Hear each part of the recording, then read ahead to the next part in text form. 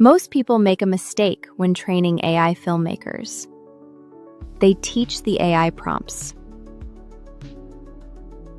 But great films aren't made from prompts. They're made from decisions. Before Agent One generates a single frame, I trained it to understand cinematic language. Why does a frame exist? Why does the camera move? Why does a certain light create a certain emotion? Why does one director cut quickly while another lets a moment breathe? That's where filmmaking begins. I give Agent One a director Bible, not a mood board, not random references, a real cinematic blueprint.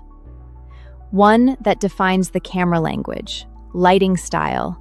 I give Agent One a director Bible, not a mood board, not random references, a real cinematic blueprint.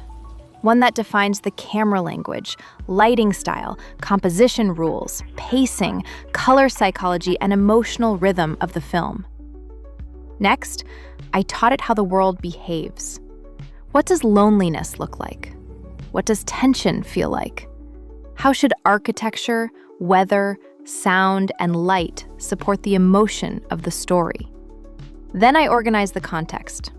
Visual references, editing references, emotional references, and most importantly, negative rules. Not just what the filmmaker does, what they never do. Because style is often defined by restraint. After that, Agent One became a crew, a director agent, a cinematography agent, an editor, a colorist, a sound designer, all working from the same cinematic doctrine. Then comes the most important part, iteration. Real filmmaking is never one prompt. I test different lenses, different pacing, different lighting, different emotional versions of the same scene. The goal isn't more output. The goal is finding the right frame. And throughout the entire process, Agent One follows one simple rule. What emotional purpose does this cinematic decision serve? If a shot can't answer that question, it doesn't belong in the film. Because Agent One isn't generating movies. It's learning how you see cinema.